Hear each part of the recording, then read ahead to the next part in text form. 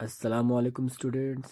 आज हम चैप्टर 10 का सबसे इम्पोर्टेंट पार्ट 10.4 जो कि है मियोसिस वो हम पढ़ने जा रहे हैं। ये सेल डिवीजन का दूसरा टाइप है जो कि सिर्फ गैमीट्स में होते हैं, सोमेटिक सेल्स में ये कभी भी नहीं होता है। मियोसिस एक ऐसा स्पेशल सेल डिवीजन है जिसमें कोई भी डिप्लॉइड सेल हैप्लॉइड सेल्स में या हैप्लॉइड गैमीट्स में तब्दील हो जाते हैं। तो इसमें दो वर्ड्स थे, डिप्लॉइड और हैप्लॉइड। तो इसका क्या मतलब है? डिप्लॉइड हम उन सेल्स को कहेंगे जिसमें अगर मदर से जितना क्रोमोसोम आ रहा है और फादर से जितना क्रोमोसोम आ रहा है वो सब इकट्ठे होकर क्या कहेंगे, उसको हम कहेंगे डिप्लॉइड। जिसमें सारे क्रोमोसोम्स कंप्लीट हो उसको हम कहेंगे डिप्लॉइड सेल। लेकिन अगर किसी सेल में उस क्रोमोसोम नंबर का हाफ नंबर ही हो तो उस टाइप के सेल्स को हम कहेंगे हैप्लॉइड सेल्स। अगर हम ह्यूमंस का एग्जांपल लें तो डिप्लॉइड सेल्स में होते हैं 46 chromosomes, 23 from the mother and 23 from the father. और जब ह्यूमंस में गैमीट्स बनते हैं तब उनके सेल्स भी हैप्लॉइड बन जाते हैं। तो उस टाइम पे ह्यूमन सेल्स में ओनली 23 क्रोमोसोम्स ही प्रेजेंट होते हैं। और ये सिर्फ पॉसिबल है एक ही डिवीजन के मेथड से जो कि है मियोसिस। और गैमीट्स उन सेल्स को कहते हैं जो कि सेक्स सेल्स होते हैं या स्पर्म या एग। ये वो सेल्स होते हैं जो रिप्रोडक्शन के टाइम हिस्सा लेते हैं। ह्यूमंस में अगर हम देखें तो मेल्स में स्पर्म होता है और फीमेल्स में एग होता है। तो चलो हम शुरू करते हैं मियोसिस। मियोसिस में दो डिविजन्स होते हैं, meiosis 1 and meiosis 2। Meiosis 1 reductional division होता है जिसमें 2n से n बन जाते हैं। यानी अगर 46 क्रोमोसोम्स थे तो अब 23 क्रोमोसोम्स ही रहेंगे। और मियोसिस 2 इक्वेशनल डिवीजन होता है। तो पहले हम पढ़ेंगे मियोसिस 1। मियोसिस 1 4 स्टेजेस में कंप्लीट होता है, प्रोफेज, मेटाफेज, एनाफेज, टेलोफेज और लास्ट में होता है साइटोकाइनेसिस। सबसे पहले होता है प्रोफेज। प्रोफेज 5 सब स्टेजेस में डिवाइड होता है। सबसे पहले आता है लिप्टोटीन, फिर zygotene, pachytene, diplotene, diakinesis. Leptotene में जो क्रोमोसोम्स होते हैं वो थिन होते हैं और थ्रेड लाइक स्ट्रक्चर जैसे होते हैं। यहाँ पर लिप्टो का मतलब ही क्या है? थिन है। फिर आता है जाइगोटीन। यहाँ पर जितने भी होमोलोगस क्रोमोसोम्स होते हैं वो पेयर अप हो जाते हैं। और उसी टाइम होता है साइनेप्सिस। होमोलोगस क्रोमोसोम्स वो क्रोमोसोम्स होते हैं जिन पर सेम कैरेक्टर के जीन्स होते हैं। अगर एक क्रोमोसोम के किसी सेक्शन पर अगर हाइट का कैरेक्टर होगा, उसका जीन होगा, तो दूसरे क्रोमोसोम के उसी सेक्शन पर भी वही होगा, हाइट का ही जीन होगा। तो ऐसे क्रोमोसोम्स आकर एक साथ लाइन अप हो जाते हैं, पेयर हो जाते हैं। फिर उसके बाद होता है साइनेप्सिस। साइनेप्सिस का क्या मतलब होता है? वो जो क्रोमोसोम्स होते हैं वो एक साथ आकर चिपक जाते हैं एक दूसरे के साथ। जैसे जिप नहीं होता उसी तरह से वो दोनों भी एक दूसरे के साथ चिपक जाते हैं। और जहां से ये दो क्रोमोसोम्स चिपकते हैं उस जगह को कहते हैं साइनेप्टोनिमल कॉम्प्लेक्स।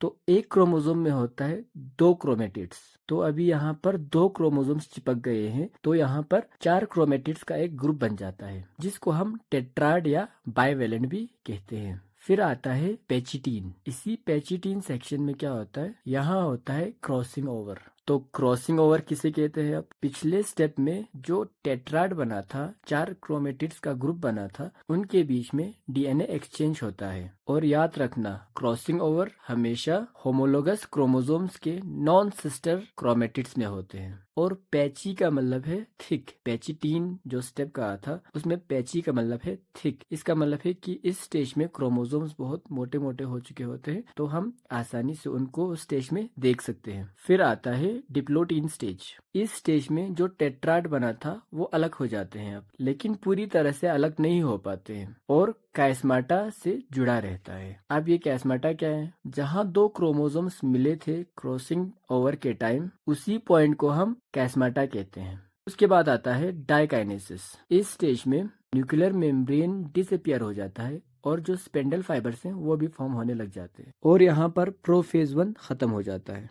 फिर शुरू होता है मेटाफेज 1। इस स्टेज में जितने भी टेट्राड्स बने थे वो इक्वेटर पर क्या हो जाते हैं? लाइन अप हो जाते हैं आकर, और स्पिंडल फाइबर्स आकर काइनेटोकोर के साथ अटैच हो जाता है। और ये जो टेट्राड्स आकर इक्वेटर पर लाइन अप हुए हैं ना, वो एकदम रैंडम होता है, कोई भी आकर किसी भी जगह बैठ सकता है। इसी रेंडमनेस की वजह से जेनेटिक वेरिएशंस आते हैं, डाइवर्सिटी इसी से पैदा होता है। फिर इसके बाद आता है एनाफेज 1, जो होमोलोगस क्रोमोसोम्स हैं वो सेपरेट हो जाएंगे और जो स्पिंडल फाइबर्स अटैच थे वो उन्हें अपोजिट पोल्स की तरफ खींच कर ले जाएंगे। इस टाइम जितने भी सिस्टर क्रोमेटिड्स थे वो सारे एक साथ रह जाते हैं। इसी वजह से इस स्टेज में क्या होता है, रिडक्शन होता है। तो अगर कभी एग्जाम में पूछ ले कि रिडक्शन कौन से फेज में होता है, तो आंसर क्या होगा, एनाफेज 1 में होगा। फिर आता है टीलोफेज। जो सिस्टर क्रोमेटिड्स काइनेटोकोर के साथ स्पिंडल फाइबर के साथ अटैच थे वो अपोजिट पोल्स पर आ गए थे, तो वो फिर से क्या हो जाएंगे, डीकंडेंस होना शुरू हो जाएंगे। न्यूक्लियर एनवलप जो है वो फिर से बनना शुरू हो जाएगा। फिर आता है साइटोकाइनेसिस। साइटोप्लाज्म क्या हो जाता है, डिवाइड हो जाता है दो, वजह से दो हेप्लॉइड सेल्स हमारे पास बन जाते हैं। एनिमल्स में ये जो डिवीजन होता है वो क्लीवेज फरो की वजह से होता है और प्लांट्स में जो होता है वो सेल प्लेट बनने की वजह से होता है। तो मियोसिस 1 खत्म होते होते हमारे पास दो हेप्लॉइड सेल्स बन जाते हैं, लेकिन पूरी मियोसिस खत्म होने के बाद तो हमारे पास कितना बनता है, 4 हेप्लॉइड सेल्स बनते हैं। तो इसका मतलब है अभी और एक बार डिवीजन होना बाकी है। अब शुरू होता है मियोसिस 2। मियोसिस 2 माइटोसिस के ही तरह होता है और इसमें भी 4-5 स्टेप्स होते हैं। सबसे पहले प्रोफेज, फिर मेटाफेज, फिर एनाफेज, फिर टेलोफेज, फिर लास्ट में साइटोकाइनेसिस। सबसे पहले होता है प्रोफेज 2। जो सिस्टर क्रोमेटिड्स थे वो फिर से कंडेंस हो जाएंगे, न्यू स्पिंडल फाइबर्स फिर से बन जाएंगे, जो न्यूक्लियर एनवलप है वो फिर से डिजेनरेट हो जाएगा या वो फिर से डिसअपियर हो जाएगा। इसी प्रोफेज के लेट स्टेज में स्पिंडल फाइबर्स आकर इंडिविजुअल सिस्टर क्रोमेटिड्स के काइनेटोकोर के साथ अटैच हो जाएंगे। फिर शुरू होगा मेटाफेज 2। इस स्टेज में जो सिस्टर क्रोमेटिड्स थे वो आकर इक्वेटोरियल लाइन या इक्वेटोरियल प्लेट पर क्या हो जाएंगे, लाइन अप हो जाएंगे। इसके बाद होगा एनाफेज 2। जैसे कि एनाफेज 1 में होमोलोगस क्रोमोसोम्स अपोजिट पोल्स की तरफ गए थे, उसी तरह इस स्टेज में एनाफेज 2 में सिस्टर क्रोमेटिड्स जो हैं वो अपोजिट पोल्स की तरफ पुल करने लग जाएंगे। किसकी मदद से, स्पिंडल फाइबर्स की मदद से,